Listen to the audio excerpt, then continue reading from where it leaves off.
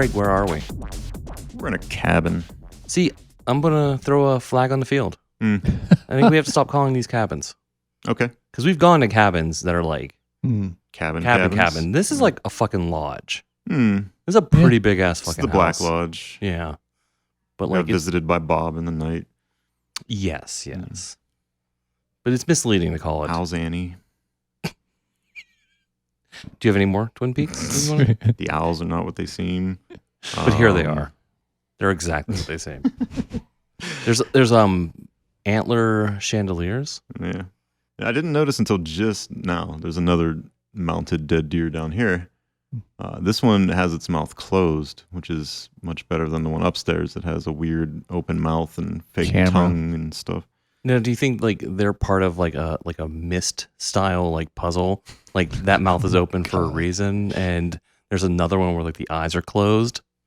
I was just speculating the one with the open mouth was just going to become animated and start laughing at us like Evil Dead style, but it didn't happen yet. Not yet. We're still here for. I was waiting all night. We have to solve the puzzle still. Right. Once we solve that deer head puzzle, it'll laugh at us. But yeah, we're here. We're in a cabin lodge in the middle of West Virginia. We just came back from going to a distillery. What was it called? Still Mountain? Still Hollow Distillery. So, and speaking of Twin Peaks, it had a very Twin Peaks-ish logo. Definitely. Yeah. Very delicious. Sipped on some whiskey, bourbon, gin. Maple syrup varieties. The maple syrup at the end was delicious. Yeah, I got some of the maple syrup. I think we did as well. Yeah, it was a nice little trip. It was cool. Yeah, and I'm staring at a painting on the wall of a black bear on a ski lift over like the golden hour sunset. Yeah, he's gonna run out of daylight. He is. This is probably do some night skiing. This is probably his last run of the evening. Yeah. I'm guessing. To be safe. I wonder if that's the title of this painting, Last Run of the Evening. If it's not, it should be. So, yeah, that's great. That's the setting. What episode is this? 43. This is going to be very quickly after 42. Probably our fastest turnaround. Yeah, we just did one barely a month ago. Yep. But who knows when our editor will actually edit it and release true. it. Yeah. It might be like 5 months from now. That dude. Who knows? He's a slacker. And really, as a titan of the industry, has a lot of things going on. And, when he can find time in his busy schedule. To fit in the hundreds, if not thousands of edits that it takes to make a SysEx Dumpster episode for you all. It's very it really actually could be on the order of 1,000 or more I've seen the pictures and was stunned, but I understand it. Have to cut out a lot of stuff. A lot of mouth breathing. Minutes of mouth breathing. Those are the easy edits, though.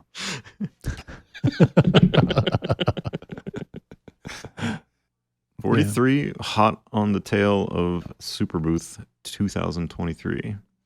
Which a billion things seem to have been released. I don't even think I've seen them all. Yeah. It seems like the industry is back in full swing in some ways, if not exceeding where it was before. It was like the pandemic pulled the bow back, and then now it's being shot forward. It was definitely a flip of of our last episode of what we talked about with NAMM. Yeah, NAMM was trash. This was like total opposite of NAMM. It's like everything that came out was like, oh, here's another interesting thing. Like we're probably not going to get to everything. Oh God, absolutely not. Yeah, so I just jotted down like 3 things that caught my attention. We're like the NAMM episode. Maybe we each found one positive thing to talk about, and the rest was trash. Yeah.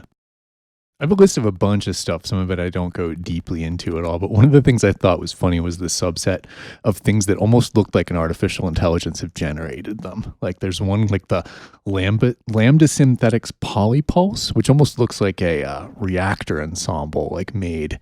That was a comment from Luke. Like it looks like a reactor ensemble. And it's like, holy shit, it kind of does. But it's like, it seems like there are so many things now that are going to be shorter run and unique and like maybe harder to get. But there will be a more vast, diverse array of them, which I think is more interesting than the world in which you have like, you pick your Electribes or your fucking MPCs and like that's it. So it's kind of interesting in that way. But some of the things were like almost stunning when I was like, was that like some algorithm make this, just the way it looks. But They're just cranking out like concepts from AI.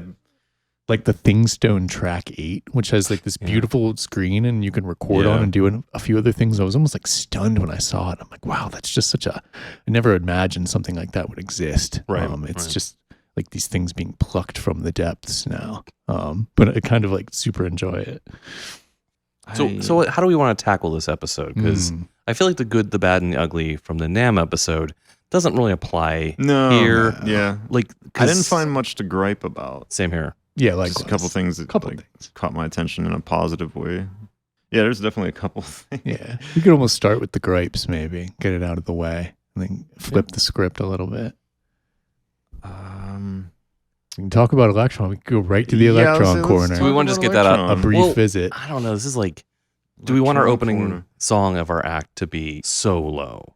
You know what I mean? Like you start with like maybe like a mid-range banger, right, and then lead into that. I don't know. I feel like it's a little coming out a little strong. You want to talk about the new Tiptop stuff? Because that's kind of mixed in some ways, I think.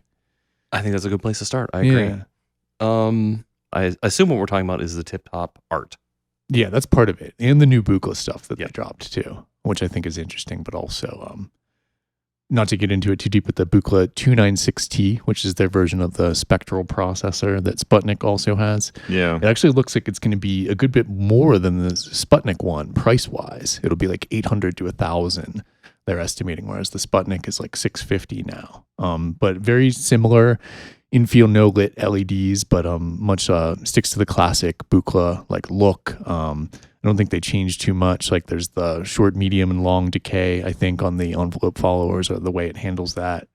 It looks rad though. It's cool to see them make it. It's a good bit bigger than the Sputnik, but it's still. I was just gonna ask. It looked huge. Yeah, it's much more spread out. It looks like it's still half a vocoder. So I saw people saying like, yeah, if you still want to make a vocoder out of analog parts like that, it would be like almost $2,000 at this rate, which is a significant thing. But it's not as cheap as like the, what is it, 281T, which is probably the cheapest like 4 envelopes or modulators you're going to buy, which you can get on sale for like $180 or something like that, which is pretty crazy. How did it sound to your ears compared to like the Sputnik? I don't think I heard, I think it's just pictures right now. I don't even know if there was an audio demo. Maybe there was and I missed it. There was. I watched it and I was like, yeah, it sounds like a spectral processor. I'm sure it's good. It's more like numerous, I think, than it is like hard to make. You know, it's just the number of the volume of parts and VCAs and shit you need to process the bands. Yeah, I think I could be wrong, but I think the Sonic State interview dipped into audio for a little bit. He was like demonstrating like, you know, how you can just like how broad it can be used. He was doing like some vocoding techniques and stuff like that, but I wasn't. I think that's what it was. I can't remember. I think it was Sonic State, but yeah, nothing really stood out to me like over the. Right. And even the Sputnik I almost sold recently because I was just like, how much do I need this effect? And it was actually the warps that I bought off you, using the vocoder on that got me back into the Sputnik a little more. Because I was like, okay, even if I just use it for these couple sounds I like, it's kind of worth it to be able to do the feedback it can do that like my Surge Resonant EQ can't do and shit like that. So it's interesting to see them adding to the line. They have like a lot of the full-fledged like 200 series stuff now available, but these ones not as cheap. But this look cool. It's glad to see them pushing it still. Right. But that is not the Tiptop ART, which is maybe their bigger release. I think so. Yeah, it seemed like that was the one they were hoping to have the biggest splash. It seemed. Yeah. It's novel. And yeah, so it's kind of hard to describe, honestly. It's their stab at a control bus that they say fixes the tuning problem. It's more like you're sending through these signals commands, because as they're talking, Gur was talking, I was like, this just sounds like 1 volt per octave. What are you adding to it? And he's like, yeah, don't think of it like 1 volt per octave. Think of it more like commands. It's more like MIDI in that regard. But it's going to be a new protocol. I mean, they've got a couple of modules. One is the Vortex 6. We'll take this ART input. They've got a couple of ATX1 VCO. Yep, and the Octopus. Octopus. Yes, that's like the MIDI to CV, if you will, or like the MIDI to poly, or however you want to deal Exactly. with And like I'm a little optimistic, like cautiously optimistic, it. Mhm. but it seems like, and we're hoping everyone else will pick up on it and start using it. And I was like, oh, that seems like a long shot. That does seem like a long shot. I mean, they teased a version of this system, granted not nearly like this, a decade ago. Yeah. Was when they were first teasing like poly using their old kind of look and feel. This seems to be like they've chewed on a number of these problems, but like to your point, it kind of is like, what's the utility? And our manufacturer is going to see that utility and be like, I want to add to this system. Right. And out of the gate, that Vortex 6, it's a clone of the PPG Wave, 6 oscillators. That seems like that's their first stab at like, here's the wonderful things it can do. Yeah. Is that going to be it? I mean, could that just be the end of the line for what this can do? Like, what else? Right. Where do you go from there? Exactly. Like, what are they expecting other manufacturers to do to augment or add to this? You did it. That's it. Yeah. 1 volt per octave is standard. Everyone uses that, new and old. This seems like a risky thing to build anything around this that may not take off, and really you need tip-top stuff to do. That said, I thought the Vortex 6 sounded nice. Yeah. It sounded beefy. The demos that they had were, not super overwhelmingly interesting, but the sound sounded good. I don't know. I don't have this wasn't a home run, but I don't think it was an out either. Like I feel like there's a wait and see for this, because it's still, you end up with something that isn't too indifferent from like a Moog Matriarch or something, like based on the actual CV control, which is why you would bother with a modular system and the ability to change these components out. If they don't hit the ladder and do the different components from different manufacturers, it's not as appealing, especially depending upon how much it costs. And I don't know if they had like an estimated system cost or anything.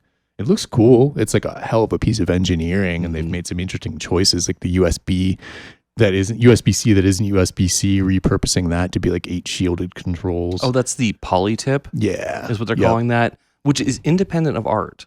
So the ART is just a standard patch cable.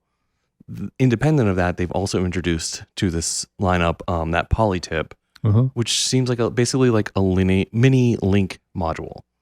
You basically have a lot of lines over one cable, right? Which is cool. I mean, other people have taken stabs at that as a concept. This seems like this is the first time where it's not breakout box. Like you actually are just going from this cable to that cable, and you don't need to then, once you get to the other module, have a bunch of breakouts and do stuff with them like a lot of those link modules have. So I think that's novel. Yeah.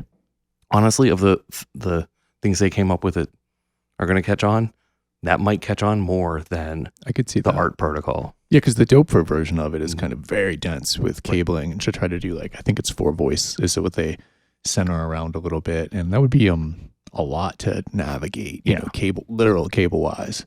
So yeah, it's interesting, but yeah, it'll be more interesting to see how it plays out. Yeah, I have a very strong wait and see. Like, come back in a year and be like, yeah, if even just a handful of other manufacturers start using it, it might be enough. But if it ends up just being a tip-top microsystem, probably can't see getting into it. Yeah, because it's still kind of paraphonic too. It's not like true poly. Exactly. Phonic, which you may, or it doesn't matter in some ways. I mean, technically it does. It's very different sound, but it's still very useful musically. Right. Of course.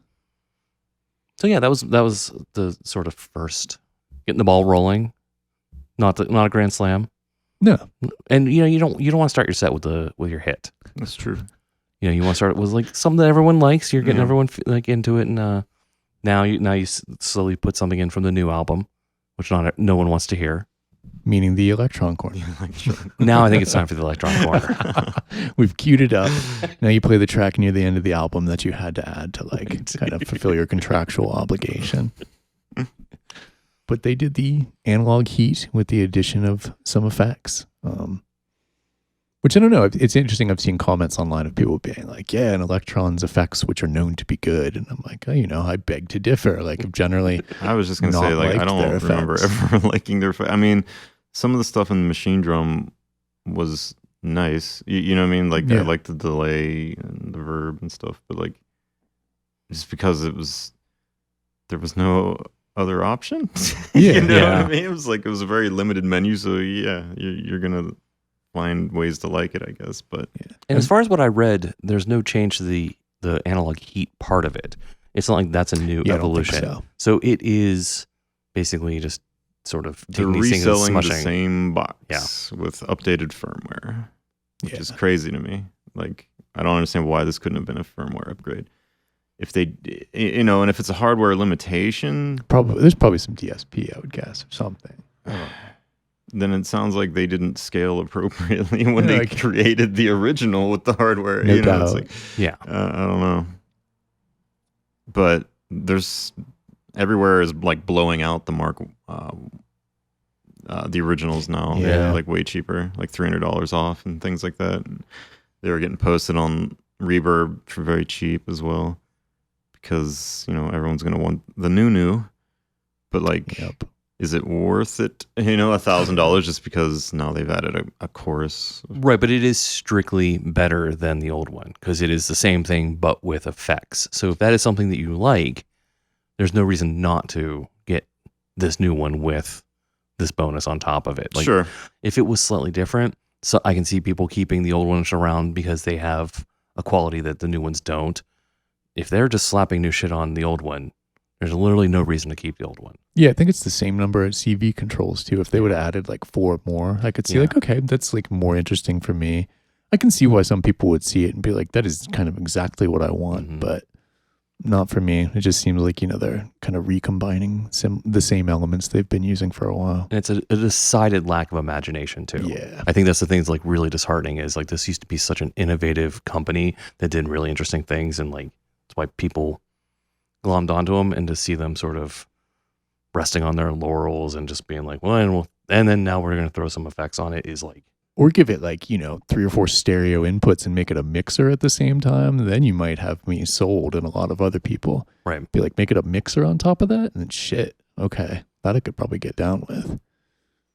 Yeah, I liked that you can rearrange the order That is cool. of the effects. Yeah, that's kind of nice. But yeah, I mean, I remember spending $100 on the drive when they were on sale. You know what I mean? And this is essentially the same thing, just Mm-hmm. stereo. Yeah.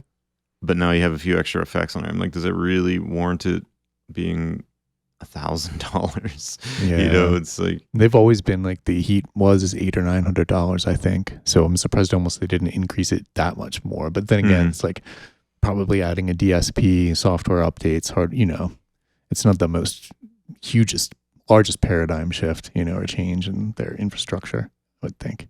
yeah, I don't really get the appeal of that too. Like, the effects are a nice touch, but like, does it warrant rebuying the whole thing over? Like, Yeah. you can get effects pedals cheaply to do the same This is vanilla true. ass effects that they just built in here, like a chorus and whatever. Right, but a It's lot like, of people want everything in a small box. There is the sort of like design fetishist. Now I've got an Octatrack and this, and that's it. sure, It's a Yeah. tidy. It but then can. you're locked in. You know what I mean? Like, it's not like, there's multiple effects in there, but you can't use them separately. Oh, I 100% You agree. know what I mean? You All can't I route was- your Octatrack channels through these effects separately. Like, it's all Yeah. or nothing Oh, that would've been approach. crazy. Whereas, like, if you had pedals, Right. you know what I mean? Oh, I Like, totally agree. I'm just playing devil's advocate for like the Sure. people that do seem to be fired up about it, do have that sort of like tidy setup that is just 2 Elektron boxes, and this is an update for that. I agree. Just go and get some cheap effects pedals. Yeah, for the price, if I'm going to get something in that range, I'm going to get the Eventide H90, like no Yeah. question, which is the same price, and you get 2 processors Yeah. there, but Right. that's a different beast, but that's the one I'd be going for. It's a different beast, but it's also one of the only things that are comparable, I Yeah, think. yeah, I think Yeah. so. You know, so Yep. it's relevant for sure. And I remember fucking with like multi-effects boxes all the time back in the day. There was Yeah. a point in time where they were like really common in the early 2000s. Like, everyone, Yeah. like, Oh, yeah. what the hell was it? The fireworks? Was Oh, that the TC? Yeah, the TC Yeah. fireworks. I had that, and I remember that. if I remember, that was way cheaper than an analog heat. And Yeah, I think you so. could rearrange the algorithms and stuff. I mean, it was very limited CPU, but it's weird to me that like nearly 20 years later, like, this is the best, one of our leading companies can come up with. It's Yeah. just a couple vanilla effects added into a stereo distortion box. It's just not very innovative. It just seems like more of the old. But I mean, again, playing devil's advocate, it's working. People are unloading theirs. Yeah. People are psyched about fired it. up for this thing. So it's not for the three of us. It is for a lot of people are like, can't wait for it. And pre-orders are going through the roof. Like there's an excitement out there for it that is baffling to me. If you could at least do dual processors, like the Eventide, I think that would sway me quite a bit. Mhm. But, you know what I mean? Like I could see that being a live setup. Like, okay, I could dedicate this stereo pair for percussion drums, second stereo pair for my synth stuff. Mhm. And then you have an all-in-one solution sort of for a compact live setup, things like that. But yeah, like other than that, like no. Yeah. I mean, maybe you can do that with Overbridge. I didn't look into that. Can you do multi-processing with an Overbridge setup? I doubt it. I think so. I think with the Heat, you're still stereo in and out. Okay. I think. Yeah. When I briefly had the Heat, I never tried Overbridge with it. That's really hard for me to justify $1,000 price tag on. Right. Maybe if it was half that, I'd say sure. Because then you're getting more value than you would if you were trying to just buy a couple different pedals to handle that stuff. Mhm. You know what I mean? But for $1,000, it's just like not really. Yeah, not the strongest offering from them, but they didn't build it up too much either. They Right. just kind of dropped it. Yeah, which it's is kind of nice. like a ninja release. Yep. Yeah. Yeah, so from that standpoint, I can get it. So are we now leaving Elektron Corner? Oh, Yeah, let's get the fuck out of there. So Greg, Yeah. what would you like to talk about next? The highlight for me was a weird one. Oh. Korg Berlin.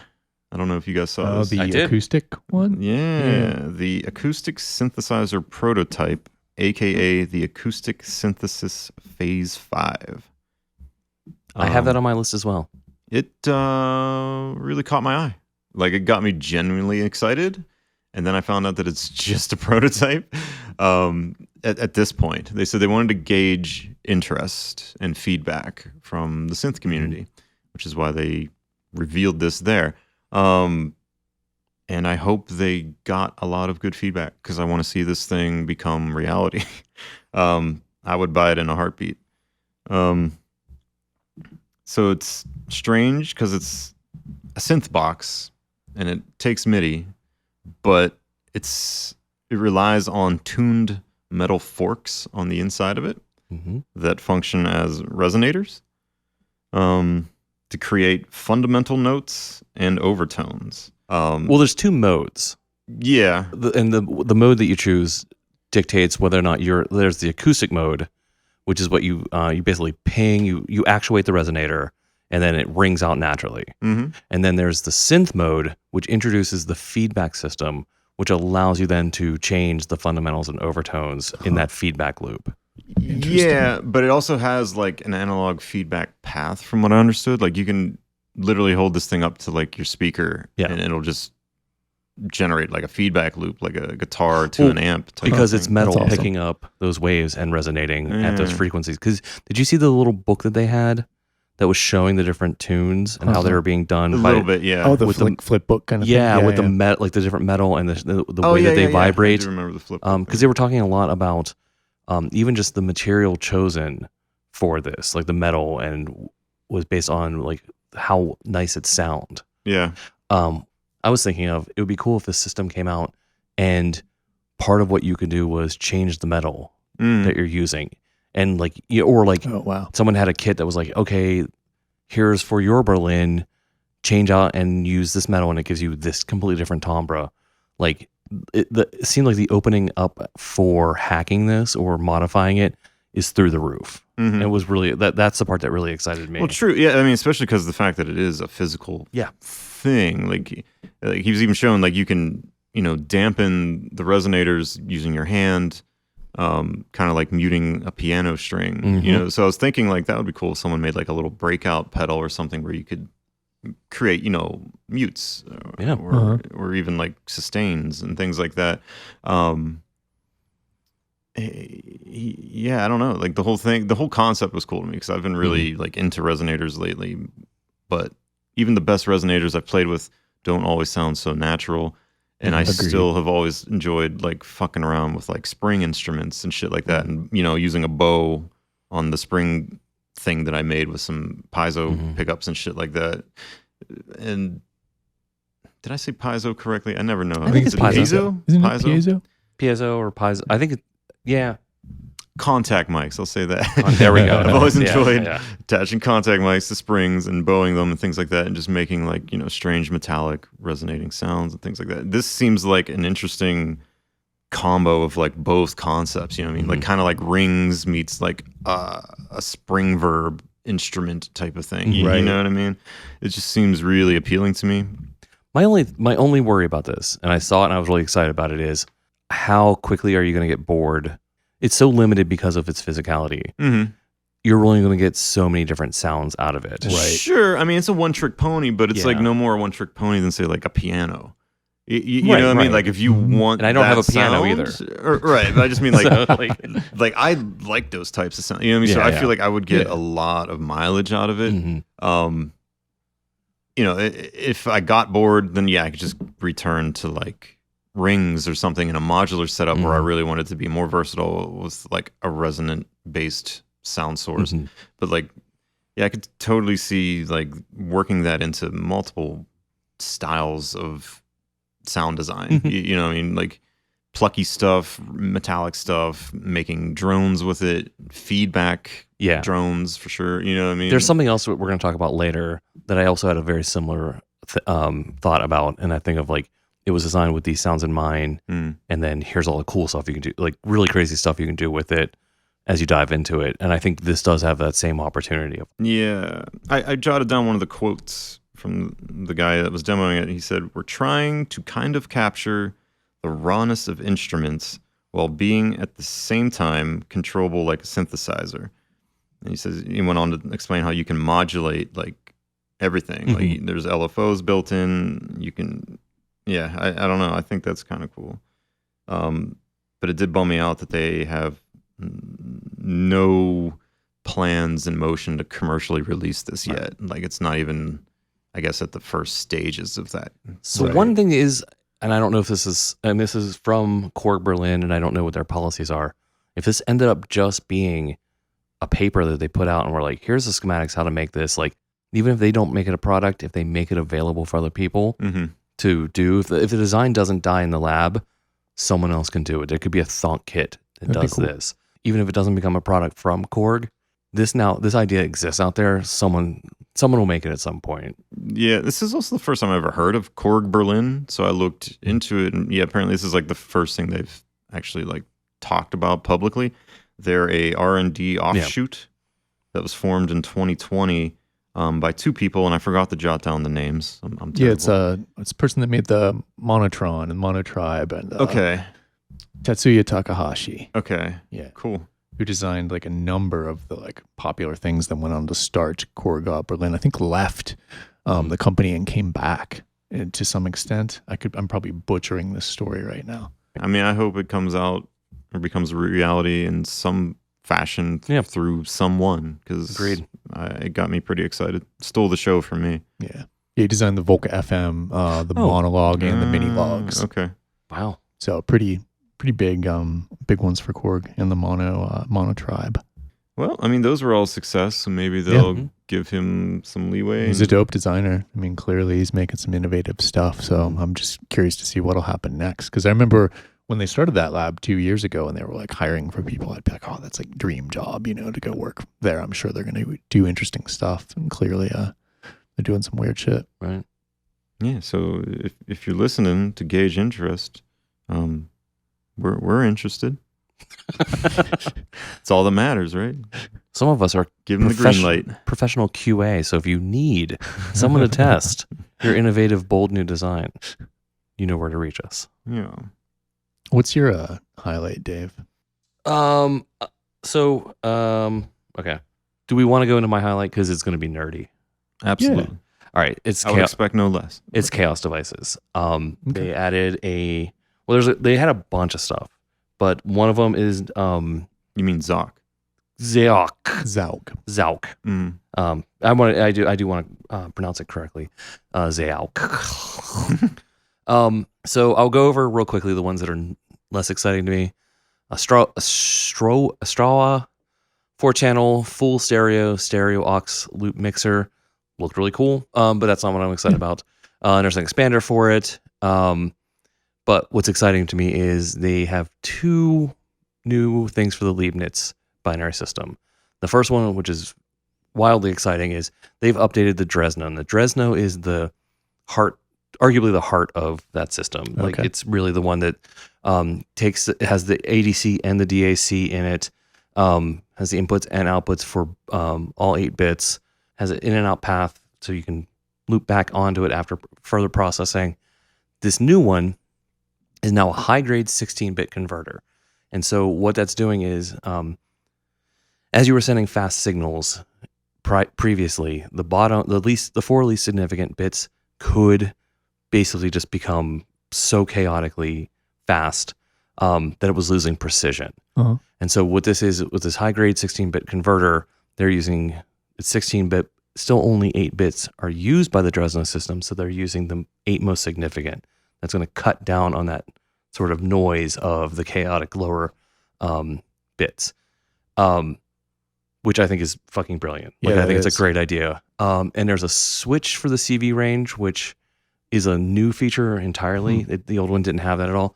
So when it's in the up position, it's taking full plus or minus 20 volts. Wow. Yeah, 20. which is a really interesting, like, how does that application work? Yeah, because some of those obviously won't be there. You know, it's Exactly. only going to go to like 12 at the most. Right, sort of outside the traditional range of your rack. And then when you go lower, it's the sort of more standard plus or minus 10 volt. That's basically the mode that it's in now. Yeah. And this is kind of an interesting thing that I don't really know. I'm going to have to get this and dive into it more, but they mentioned that it's calibrated for more musical quantization, which is like, I don't fully get where they're going with that, especially because I don't know how it deviates from the original Dresno, how off it was. But I'll dive into it and hopefully it'll be explained in a manual. So that was very exciting. Manuals. Yeah. Who reads those? We've had this argument. Dave and I do. Like this would be very, very difficult to use if you didn't read these They're very in depth. Just button mash. Oh my. Manuals are important. They wrote them for a reason. Maddening. And the other one is Xaoc. And it's a bit shifter, but with 8 shift registers. So think of it almost like a matrix of bit shifts. Each bit can have its own sequence depending on the clock sent to the corresponding input for that bit register. So it's, instead of just having like this sort of like single line shift register, think of it as almost like a matrix of shift registers. That's what I think it is. And if I'm wrong, I will correct it later. The other thing that's really cool is you can delay inputs, and there's a knob for how many samples you can basically delay. As data is coming in, you can decide to just basically delay that offset and that shift register. Oh, weird. Yeah, and it's all of the arguments. Everything is all CVable. There's even like a scramble mode, which I think is probably a little bit more chaos than is necessary in an already chaotic sometimes system. But yeah, this can scramble them all. The wild thing is these are not expensive. Like this one's €260, and the new Dresno is only €290. Nice. With the prices of everything going higher, when they got to that, I was a little surprised and delighted. So I will be getting these as soon as I can. Hell yeah. What's the availability? Not yet. I think I'm gonna screw this up, but I think the Xaoc is sooner, and then the Dresno is in a couple of months. Okay, I mean that's still not far away. Oh yeah, no, it's those were, I think they were using like production models. They looked done. So yeah, I'm very excited. I'm just also very excited that they're adding more stuff to this system. Which innovating. is the one that you hacked and covered in a previous episode? Was that the Dresno? Well, I added my own module to this entire Leibniz binary subsystem, and I used Dresno data.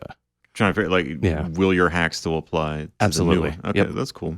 Yep. And so this module that doesn't exist, it sits in my room, and it's limited edition 1 of 1 as of right now. We'll still work with that. Yeah. Nice. So And I hope they sell 1 million because I want them to make more oscillators, because Chaos, they make the best fucking oscillators, and they're such like weird ideas. I've been freaking loving Odessa and Sophia a lot lately. you have both of them. Yeah. Oh wow, that's awesome. Yeah, they're both. I just got the Hell Expander on Friday, just yesterday, but I didn't like hook it up. And what's that add? That adds polyphonic input to the Odessa, so you can play like it's like 4 volt per octave input, so you can play them as a chord, but That's you can't. awesome. You need polyphonic MIDI to CV to make use of it, and I don't. The FH2 from Expert Sleepers does that, but the Hapax does not do polyphonic CV right now, which I hope they add. You just get like 4 CV gate outputs that are like individual. Mm-hmm. They have no like aggregation of those into a polyphonic out. So you can make the chords from that, but you're doing it all yourself from the Hapax. Oh yeah, you'd have to have 4 sequencer lanes and synchronize them, and I'm not going to go down that route. Right, that sounds like a pain. It would be that much easier to just define a chord and sequence that. Yeah, the FH2 makes it pretty straightforward. So Hapax, if you're listening. Yeah, please. Also, they haven't put an update out in like half a year now, and it'd be cool if they did update some of the stuff sooner than later. But they seem to be pretty big bang with their releases. Like they'll do a whole bunch of stuff, and that's how the Pyramid was too. But it'd be cool if companies got more into incremental, smaller releases, like a lot of the individual contributor companies seem to. Like the Phaserville version of Ornament and Crime, which I've really been digging. That person has been pretty good at cranking out like incremental kind of updates over time. Oh, that's awesome. Yeah. I haven't fucked with that. That's like my favorite one because you can pick between 2 different flavors now, and it covers all the different full screen firmwares, and you get hemispheres. So I have everything I like from regular ONC and hemispheres, and I don't have to reload anything now. Oh, that's like amazing. my permanent firmware now. Yep. The only one I don't have on it is Quadraturia because you have to pick, but that's okay. I can live without Quadraturia. I like it, but I mainly use like Quantermain and Copier Machine. Those are my favorite like full screen apps. Yeah. And then there are some new full screen apps in there too. Like there's some weird sequencer and a few other things. Like Hemispheres, I was playing with it the other day. And that shit's amazing, as we've talked about before. Absolutely. So good. Yeah. I mean, I think that is some like cold dead hands for me. It's in every patch. Yeah. Hemispheres makes it simple too. Yeah. It's like just always simple. Seemed menu divey to me, so I've always avoided it. Yeah, it's not bad at all. Yeah. Yeah, you should try it. You'd like it. It's so like you get so much too. Yeah. Free envelopes if you need them, modulators, like Schmidt triggers, like all sorts of shit. Over the last like couple of years, I've tried to get away from like Swiss Army knife modules, you know what I mean, and do things that just have like basic functions, but it does appeal to me, like some of the weirder stuff that it can do. So. I mean, even just randomly having like master clock coming from that, or this is really weird. I can't believe I did this. I used the tuner on it. I was like, how far off from C am I on this? I don't know who I am anymore. That's not something I've ever considered, but maybe I'm growing. Tuning things. What in the... It's a bold new world where I tune things, and I used hemispheres to do it. And I was like, oh, this is easy as shit. But that's the nice thing about hemispheres is like, I didn't leave it on that. I was able then to use that second to something else right after that. But like we were talking about last night, there's nothing I really want from Superbooth. There's nothing that like Volkmires Inferno maybe, but I think the most impressive thing to me was definitely the Spectraphon by Make Noise. Really, as a mimeophone lover, I have a lot of respect for Tom Erb's code and his ability to make stuff, and since using like the plugins from back in the day. But it's like a dual spectral oscillator with real-time spectral analysis and resynthesis, somewhat akin to the Buchla 296 we were mentioning earlier. So it does kind of this, spectral processing, additive synthesis, vocoding, and resonating kind of stuff, and is a dual complex oscillator with a whole ton of tricks up its sleeve in the way that it's listening to the inputs and generating its own output. It is a big boy module, 34 HP, dual digi VCO. It's the most tempting thing in the lineup. It's one of those things I know I'm probably going to be standing in front of Luke's modular at some point in the future, buying that with my face on my phone. Being like, God damn, I need this thing. But it would wreck my whole modular setup, and I don't want any new adventures to go on right now for problems I don't need to solve. I kind of just want to use what I have. But it looks rad. It's so promising. It's their new platform, which even has better headroom and processing power, which is good because people would complain about the mimeophone and the what's the other one? thing with all the colors. Yeah, I know exactly what you're talking about. I'm drawing that's it. Thank you. Yeah. Same platform, apparently. And people have complained about the noise issues. They've done firmware updates to address that. I got mine post-update. I don't think it's noisy at all, my Mimeophone. I've never used the other one, Morphogene. It seems like there's 2 different modes that they want you to use this in. Yeah. There was the spectral amplitude modification and the spectral array oscillation. Right. Which is the spectral amplitude modulation creates spectral oscillations based on continued analysis of the input. And then the array oscillation creates spectral oscillations based on stored sets of spectra called arrays, which are created in the SAM mode. So they kind of work together, but are 2 different modes. And it sounds like, the way it sounded like they were describing it was the one that takes the input, the SAM, figures out the fundamentals and then interprets the sound as a sequence of harmonics and then resynthesizes to a new pitch or whatever pitch you want to set it to. Right. That sounds fucking amazing. Like it sounds like, and as they're using it and like just kind of fucking around with it, everything just sounded weird and alien and weird. Yeah. Like it was like very satisfying just having them putting in like these sort of like not simple, but like taking a sound and just absolutely making something entirely new and wild out of it through that process. Yeah. I had to like stop watching the videos at a point. I was like, I just don't want to go down this path right now. I don't want to get interested in it.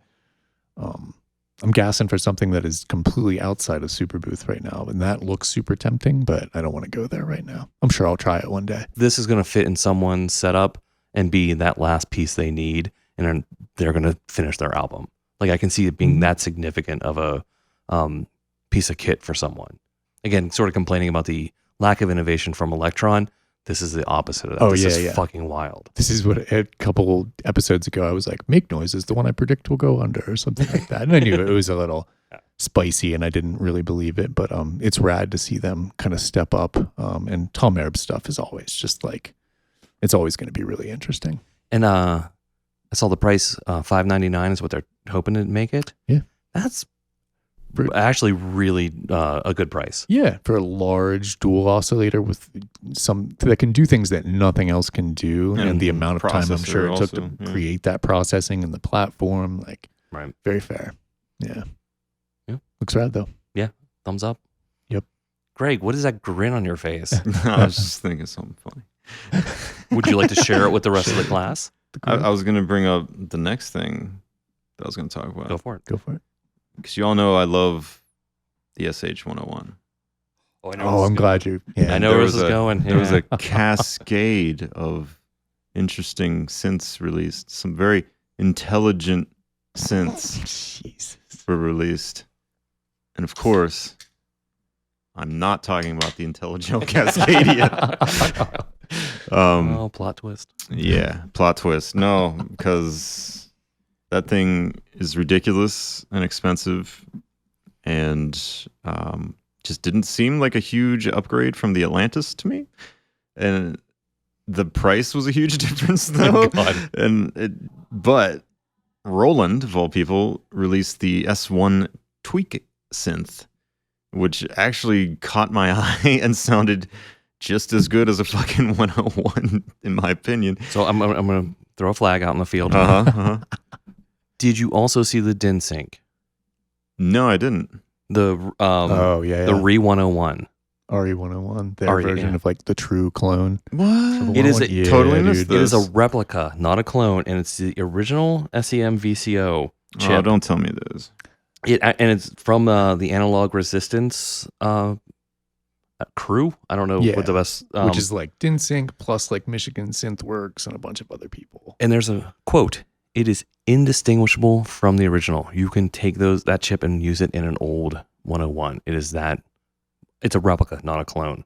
Yeah, it's using the new cloned IR3109 chip, which is like what's used for the filter with that and the Jupiter 6 and 8.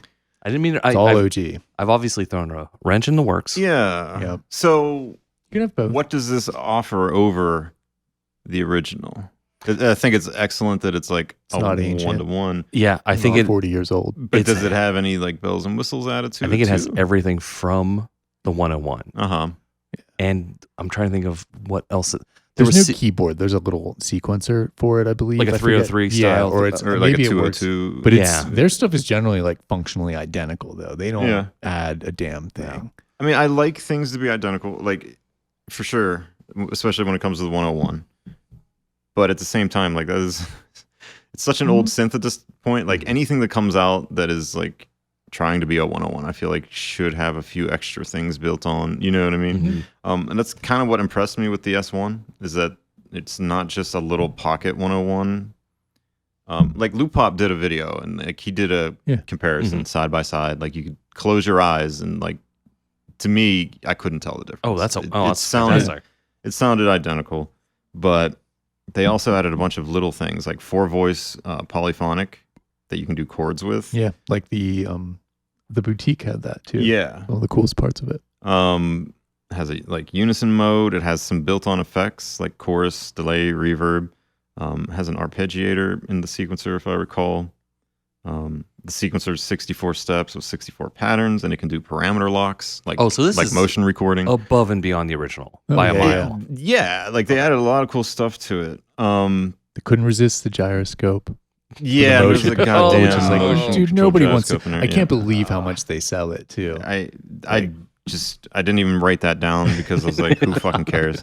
But the sequencer has, beyond like parameter locking stuff, you can do probability, substeps, velocity, step looping like Metropolix style, where you can like hold down, and loop a sequence.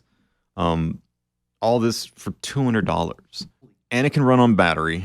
It can fit in your fucking pocket. Holy shit. Yeah, it looks cool. I was like, they fucking nailed it. Like if I wanted a little like homage to the 101, you know what I mean, in a modern setup, something I could take live, and this is it. It sounds like it. And you're saying it's tiny? It's like it's super tiny. I mean, if it's got a gyroscope, I guess it's got to be inherently they couldn't portable. resist like that 5-cent part. They're like, no, but we can do this. But obviously, it can't be like an enormous like Korg Triton, and you're like trying to move that thing around. It's a little box that you can literally fit in your pocket. Oh wow! That is the only con, in my opinion, is that it can do all this stuff, but like you're using that little like 2-digit screen that they have, and you're doing like little key combos that get into some of the stuff, and I can see it being confusing easily. But if you don't want any of the extra stuff, on the surface, you just have a really nice 101 emulation. Yeah. Which is cool to me. For sure. But yeah, this DinSync one, like now you have my curiosity with that as well. Because I'm sorry, I feel like I've thrown you for a loop here. You have, because like lately I've been fiending for a 101 again, right? And like I was using software and shit, and I was like, this just doesn't cut it for me. Did you also, to dig back into the past, see that the superlative SB1 is happening? Remember the one that we considered to be vaporware with that new case? You saw they released a new synth called the Monolab during this Superbooth, a little tiny synth. But then I checked their website, and they also had updates on their thread about all the parts that they're ordering for the SB1, and it's actually happening. And like Cortini was the top comment with like the fire emoji. Yeah, it's like last I looked at that, it was stalled. It was like maybe 6 months ago, and it was still like going nowhere. And I was like, okay, I guess we called that. That is vaporware, but you're saying it's like actually happening. Actually happening now. Fuck, when was that episode that we talked about that? It was like 3 was years ago. Yeah, it was years ago, I think. Yeah. Was that pre-pandemic, maybe? I think so. Or during. You're asking me about time? Yeah. All I know is that, like... I don't understand time. Visually, it was appealing as fuck to me. Right. I was like, it's beautiful. It's a beautiful, gothed out, 101 looking synth, It was like, that's perfect. But yeah, I just didn't have any faith in the company for reasons we covered in, previous episode. But yeah, it's cool to hear that they're making progress with that, but... still kind of overpriced for what it is. I mean, you have other 101 emulations at this point to go through. Do you have any info on that DinSync one jotted down? I do. Let me go back to... I think mostly everything I said was the information that I had. Other than that was I listened to the demo, and I'd never had a 101. I don't have the ear for it that you do. Also, it's YouTube, so it has to be taken with a grain of salt. Yeah. I thought it sounded fucking amazing. Yeah, that dude's gonna nail it. Yeah, and it's DinSync. Not a lot of companies have faith to do things well and make them well, make them sturdy, make them do what they're designed to do. There was also no price given I could find. Well, it'll be a kit. They don't build. I ain't gonna be building. It's only ever going to be kits, and you'll have to go through somebody else to buy it or build it for you, or build your own. I'll build it for you, Greg. Yeah. Do I know anyone who's good with a soldering Greg, iron? hey Greg. Greg, I'll build it Where for could you. they? Greg, Who I'll build could it. be? I my wonder what hero? the enclosure will be though, too. Well, they had an enclosure and it was like blue and it looked like it was metal and it looked nice. I don't know if that's like the one you can get or it was like a prototype. Historically, the kits, did they come with enclosures? Other things because okay. for the 808 and 909, they bothered to like make the 808 and 909 cases. For the other ones, I think they were a little different. Like the what was it? Geez, I bought the kit from the little kind of 101 thing they did before Gilbert. Yeah, I was gonna say it had that funny name, Gilbert. Yeah, I remember. It was that little kind of the same enclosure it seems to be for these 101s, where it's just like a box basically. They're not trying to make it like a full 101 case yet, but I wonder if they're going to do like the full injection molding, especially if they've done it for the 808 and 909 to some degree. Yeah. Like those look pretty damn close. I mean, they're fucking identical. Right. I'm sorry that you started out this with like, it seemed like confidence in the other one. I'm still pretty confident I will get the S1. I mean, it's $200. That's and I'm poor. Yeah. Like cheap synths, I used to like stick my nose up at and be like, oh, they're going to be too limited or whatever. Now it's like all I can really realistically afford at the moment. So I'm like, cheaper the better. You know, it's like that looks super legit. So the opposite side of that, you're probably not going to get a steam pipe. That was my third thing on the list. I didn't dig into this one too much, so I was hoping you all would teach me about it. Steampipe is by from Erica Synths, and the one demo I'm sure we all saw. Gertz had his daughter playing like a MIDI flute clarinet thing. Yes. It was like the type of thing we made fun of in our previous episode. Yeah. On the sign that they had at the booth in big, huge letters, and I think this is like, obviously like the big gimmick or conceit is no oscillators. Right. It is no conventional oscillators. Right. But it is a polyphonic synth standalone box. It's modeled after wind and string instruments. So what you're controlling are things like the amount of wind that's coming through it, the pipe material feedback, the harmonics, and like you can adjust the harmonics and how off they are and how much, what strength they have. And there's a filter and reverb. I don't know how exciting that's going to be. That said, between that video and the blush response one, it seems like this box by itself does a lot and makes a really larger than wind instrument based synthesizer should. Like it was like, well, that doesn't sound like any wind instrument I've ever heard. Sure. So is it like physical modeling? Is that what it's doing, or? Yes, sort of loosely. It's like it's very noisy and like raspy, which sounds like shit, but I like it. You know, like there's an old reactor ensemble that I used to use a lot. I'm drawing a blank. I think it might have legitimately just been called, or literally just called Steampipe. Yeah, somebody I saw A-B'd it. Like, showed the screen cap of that Steampipe. And there's like a meme format of it. Okay. With like the Drake, meme.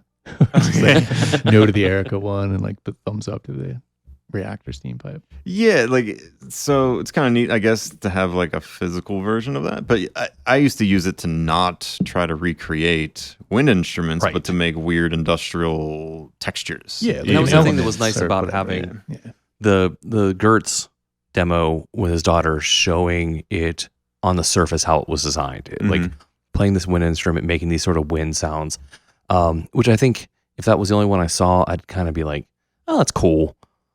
That was the only demo I saw. I was using my imagination to fill in the gaps and be like, yeah, I could probably use this in a more interesting way, but just going and like jamming on the knobs and not really going with too much structure. What's the min-max bonker sounds? Really interesting. So I think I missed that. Yeah, it tears itself away from what it's designed to do nicely in an interesting way. And it's I don't know, did you catch this? He said it was a collaboration with someone. I did see that, but I didn't get the name. I never heard of before. Yeah, I didn't get the name, so I'm curious as to who that is. And as of right now, there's no release date or price. Right. So for the right price, I could see myself getting one. which would probably have to be under 400 to justify like something that niche, otherwise I would probably just stick to Reactor if I needed to. And there's a that little type of- screen that yeah. gives you a little, it looks like there was a couple of states that it would show you that you were in. Like the screen itself almost looked superfluous, like you weren't getting a lot. I guess there's Yeah, a couple of modes. You don't need a screen for No, that. There's no, only 3 sections for it, so like I don't see why you would really need to. Maybe for like preset arrangements and stuff like Oh, that. I could see that. Yeah. But yeah, like the 3 seconds are just steam, pipe, and reverberator. Yeah. So Oh, pretty it's- basic. A collaboration with Dutch company 112 decibels. Okay. Not That's familiar their with them. name. And it is physical modeling, 8 voice. hmm Yeah, I wasn't familiar with them either. But yeah, could be interesting. Also, it's Erica. I love what they do. So I like the fact that they, had the courage to make something like this. Like that's going to have a very limited appeal. oh, absolutely. Yeah, Yeah. But props to them for saying fuck it and making it. Yeah. That was it on my list. It was those 3. So Wait, really? yeah, I wanted to keep it simple because I figured everyone had a bunch of stuff. You don't have anything from industrial music electronics? Well, I mean, they revealed the Volkmires again, but it wasn't anything that I haven't seen him talk about, before really. Okay. It's still in prototype phase, and yeah, it seems like it's shaping up, but it still seems like there's some ways to go with it before we can expect it. So He Okay. said it's supposed to come this year. Mhm. That and the Stilson, I think, are supposed to be this year, and then everything else. yeah, is And, I the, and the forgot- Andre Jr. yeah, actually- that one, it seems like he's going to put a screen on it. So that's like back to the drawing board a little. It's not just a single Andre. Like it Right. seems like he's changed design with that one. But now it's a LPG. Like it's a low pass gate. Okay. An interesting deviation from that. So I mean, I'm super excited for the Volkmires. Yeah, same. But like, yeah, like his demo at Superbooth wasn't like new to me. I guess because we've been following up on this from its conceptual It's the birth. same panel. He's had that same panel Yeah. prototype for a while now. I mean, it's been years. Like, we've been hounding him at previous NobCons for years now Right, about this right. thing. And so- we will do it again soon. Yeah, I am excited about the Stilson Mark III though. I forgot that he did a quick video of that there. Yeah. Yeah, so what about it that made you excited? I never had a Stilson. So I just always liked the Stilson. I like the fact that I mean, Stilson, the original was a burst generator. It wasn't even a sequencer, the Mark One. Right. And I've always enjoyed that always that concept has developed into a full-fledged fucking slider-based sequencer. And like you can still do the bursts, and it's for me, especially when it comes to like generative stuff or just banging out sequences, it has always been the fastest. Yeah. Yeah, I mean, you can randomly pound out, sequences with bursts and all that stuff, and I've always enjoyed that for percussive stuff. Is there any theoretical feature on the Mark III that is I making don't it more remember off the interesting? top of my There are head. I'm two, just- yeah. basically. It's got the buttons for gates, and it also has the small screen like he uses for the other ones. The Mark II Yeah, it's got just all has the Mark III the models. 8-segment kind of screen. Oh, Yeah. gotcha. Okay. So this one has the gate buttons, and he said the operation was pretty similar from what I saw from the video. But that's another one I would like to try. I mean, I like sequencers. I've always been curious about that. And if this is like polished and there aren't many bugs, I would eventually like to try it one day just because it looks like fun. Yeah, if it's not released by NobCon time, I hope that he's there so that we can get the I believe he's on in-person the Scott list. demo. I think he's on the list of Okay. presenters or Awesome. sponsors or Nice. whatever. That'll probably be the first thing we go to, I'm sure. Yeah. I want a Volkmires also. I will try to get one. There's something about those last demos that really caught me. I wouldn't have said that a couple of like before Superbooth videos came out. But some sound in there, it just seems like relatively simple to operate. Yeah. The screen makes sense. I'm like, okay. It's just one of those things that, like, since he told me the name, I knew that I would have it. Yeah. You know what I mean? Like, I didn't even have the details. It's like Volkmires granular process. Yep. Okay. You don't need to tell me anything else, Scott. I will buy it. It's just been so long now. I've been waiting. Yeah. And it's not like I've gotten tired of waiting. I'm still just as excited. Looking forward to seeing one being demoed in real time at NobCon. Cool. And I guess we should, at this point, mention we will be at NobCon. That's true. So look at our Instagram an old picture on Instagram to see what we look like. So you can come up and either shake our hands or punch us in the face. I figure people listening to us have a binary love-hate relationship with us. I would assume. Yeah. So Nick, is there anything else from Superbooth on your list? Well, I guess, in some senses, I don't think we touched on this or knew about it at the time, but WMD is back. Did we talk about that before? Was that right? We at did the not. crossover No, point? because okay. We talked about the A... That's right. They didn't announce it. Duh. We were talking about it in our Discord that our Patreon subscribers could have access to for That's $5 a month. Cost of a Cup of coffee. Cup of coffee. It's probably not the cost of a cup of coffee anymore. I don't drink coffee. I don't go to Starbucks. I don't know. What do they cost? Roughly. Like $10 now? A little less. It depends where you Jesus If you Christ. bought just a cup of coffee at Dunkin' Donuts, I was it'd gonna say, be you go to about- Dunkin' it- and yeah, get a it'd be $5 cup of $5, yeah. Yeah. But that was always the thing in like those like TV ads for the cup of coffee. You can Yeah. send a kid to Antarctica. I don't know why you would do that, but like Send a kid to Antarctica. in hindsight, that sounds What like a good charity. That's a great charity. I would throw so much money. hundreds of frozen children forever stuck in the Antarctica. Wow. Why did I donate to that? Now they don't have to worry about starving anymore because they're a popsicle. Makes me want a donut. We were talking about those donuts last night, and then Dunkin' Donuts was mentioned. At that point, I kind of spaced Dunkin' out. is and was like, trash yeah, donut. Dunkin' is a trash donut. I'll eat a trash donut, but I would prefer a better one than that. Yeah. I'll still eat one just because I'm a fucking donut slut. I still eat them if I have to. I'm like, I know my stomach's gonna hurt after Oh, this. gotcha. They're just greasy and heavy and not very tasty. The mind is willing, but the body is. Yeah, my stomach's Weak. like, why did you do this? So WMD. WMD is back, and it's split into another company as well, AMMT, and they're going to take over the Metron. There's a new panel on it. I'm assuming that there was a very interesting article on Perfect Circuit about WMD with the owner and about like how some of that went down, which was enlightening. And I'm assuming they can't make their panels anymore because that machine, which I'm assuming they probably sold when the business briefly went under. So the new Metron panel, it's cool to see them doing it. I think, to be honest, I'll start with the negative. Maybe the new panels look kind of gross to me with the blue and the blue knobs. Oh, Like, yeah, I yeah. don't like the look of it, but I really liked their last revisions with the black and like the silver engraved panels. I have a bunch of those, like Subway, DVCA, Javelins. I think I they look replaced cool. all my WMD panels with the blacks. Yeah, they look great, Yeah. right?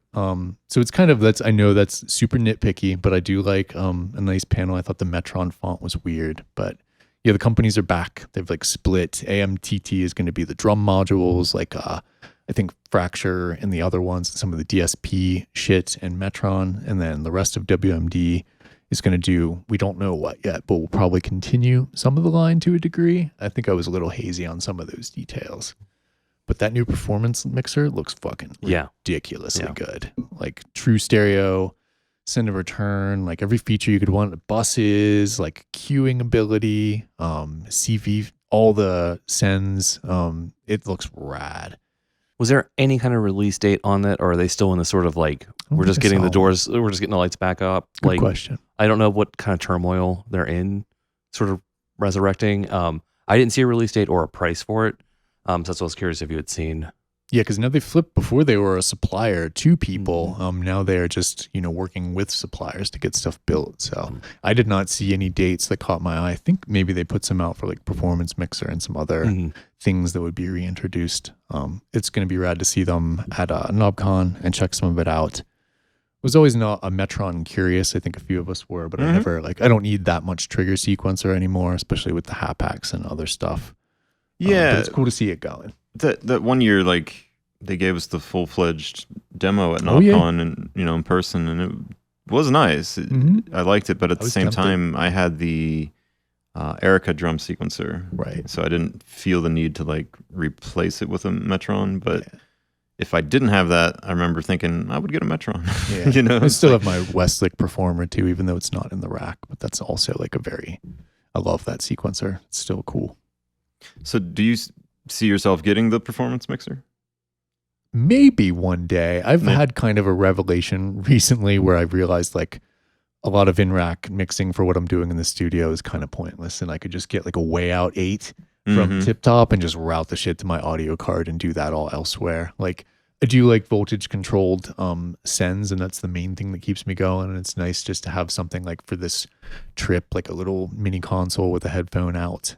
But it's kind of like it introduces some issues if you want to multi-track, and it's almost like an anti-pattern for me in some ways if I want to have separation against signals or with signals. So I go back and forth with it. I like having the Frap. I'll never sell that. I don't know if I would get the performance mixer, but maybe one day if like I add more to the modular. But I'm also feeling like I've really hit the ceiling with the modular stuff too. And just like using what I have and adding anything else seems almost kind of ridiculous a little bit. Same another reason to not get the Spectraphon now. It's like, hold on, hold your horses, like just like use what you have for years kind of mode. I think they have a new drum module or something that they did. Oh, did they? I didn't see that one. Maybe I'm mistaking that. I know Shackmat had some new drum modules. That was the next thing on my list. Oh yeah. It's not my last thing, and the last thing I think is like weird, but I do have Shackmat on my list. They have an entirely new drum module line. And the first two modules is the battery. Wait, I'm sorry. Were you done with WMT? Oh, yeah. Okay. Yeah, I'm good. So the first one was a bass drum, which is a battering ram. And that's the bass drum. It's synthesis, not samples. Uh-huh. It sounded fine. I'm not shitting on it, but 808 inspired, 909, neither. Like more distorted. yeah, Kinda. but like, for lack of a better term, generically distorted. It didn't have a lot of character. Maybe it was just the demo that they were doing. I only saw one video that had it. It was kind of lackluster. It didn't have oomph. I wasn't impressed. What did you think of it? It was a non-event for me, the kick drum. But they also have a hi-hat. Though. The hi-hat was the Arches rig.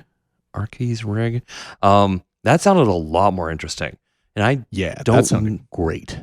I don't know. I don't geek out over hi-hat sounds for the most part. I'm just like, I don't know. I kind of do. I kind of do too, because I love anything that I can make metallic tones with. Archer's rig. That's it. This is a really interesting module. It's a hybrid analog digital with 10 different algorithms and effects. And it sounded fucking astounding. And real huge variety of things. Randomizer? Yeah, because there's analog VCA filters, distortions, and shit. Yeah. And it went from like tiny little like hi-hat cymbals to like crashes and rides. You're selling me. It kind of blew me away. Sounds good. Yeah, it sounded amazing. It's the kind of thing, to be honest, you would want to see an Elektron box. And I guess that's the thing they seem to never want to do. Like it sounded reminded me of Machine Drum in ways, but like a clearer and better sound. Some of like the weird hats, but very different beasts too. Oh, absolutely. Yeah. But so, and that was like it seems like it's the beginning of their drum module line. I'm curious where they go from there. I mean, I guess those are the two sort of essentials. They also had Centaur's Gate, low pass gate filter. The only thing that was interesting about that was, and I had to end up looking at this a little bit more because I didn't realize just how severe it was. It's not vectoral based because of the ban on vectorals. It simulates them instead. It's a cadmium ban. And so, they are affected by that. They could not actually make proper Vactrol. So, I don't know. Cadmium. Like every Easter, I'd get the eggs. And they had the cute commercials with the bunny. So, for our listeners at home, I'm glaring with the fury of 1,000 suns. Sorry. I'm going out for smoke. So, as I was saying, I'm curious as to how they're doing this. A simulated low pass gate seems really dumb. I couldn't get excited about this one. And they also have a clock opon. And I honestly, it just seems like a stab at a Pamela's workout to me. Yeah. The only thing that was a little bit interesting was it's on the Select bus. Yeah, they had one before. It's like the updated version. Yeah, it was. I was less excited about all of that. And I get it, like, if from a standpoint of it completes their system of thing, it makes sense. I will say the Centaur's Gate seemed a little cool, but I would still be more interested in the steady state gate, which seems like a flexible, like low pass gate simulator. But yeah, the Centaur's Gates, when I saw demos of it, I was like, why would you do that? Exactly. And maybe it's cool, but I saw it and was like, I don't know why. Right. I would Yeah, want that was a very similar impression. But mostly it was like, oh, that's right. That band is no joke. Like you Yeah. can fuck with it. And I guess some people get around it. Maybe it's more EU. Is it ban or is it in the US? I think too? it's well, it's not in US. I think Right, it's thought so. UK Okay. is the big the listeners correct us if, Yeah, sorry. if you know more about this. I had a very high level understanding of the band and frankly kind of thought everyone was just ignoring it. That's what I thought too. So like the fact that someone actually made a decision based on it, I was like, oh, this is real? Okay. All right. So that's all I had for Shackmat. Did you have anything else No, for Shackmat? No. So I have one last thing. go for it. The Beep Boop tape rack. Yes. First off, mono jack from Beep Boop. I hope if you're listening, come talk to us at KnobCon. I want to get a drink with you. Absolute madman. I was like, fuck, I want to hang out with this dude so much. Like he had been working on like fixing things up until like the last moment, wasn't sure if things were going to work, just was talking a mile a minute, was obviously incredibly passionate about this project that he's doing. I was in love with this guy by the end of it. Like I probably won't get this stuff, but I was super enamored with mono jack. It's so cool. It's just seeing that tape loop go in a 1U like that is like, holy shit, you're a fucking G. So it's a fully customizable 1U tape rack. And you can use it for just a recorder, or you could use it for delay, or you can play back with warping and overdubbing, and you use it how you want to use it. But because it's 1U, it looks like it's just designed to sort of like be running tape haphazardly, chaotically at the top of your rig. Uh-huh. And like the mechanical parts were randomly not working during the demo. Who knows how long they'll last. I love it. Even That's better. yeah, I love it. That's a component of it. It might just stop working.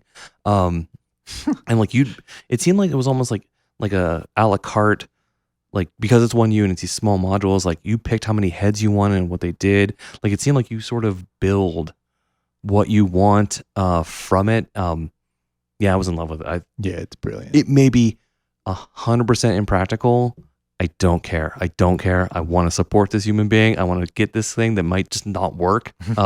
Yeah, I was usually in love with it. Because they have a 3U version too. Oh yeah, it's yeah. smaller and there's no like tape exposed. I Right. don't think. I don't know if it's exactly the same thing, but it's still called like the Beep Boop Tape Loop. I think. Yeah. Which I love the fucking name. I just like saying it.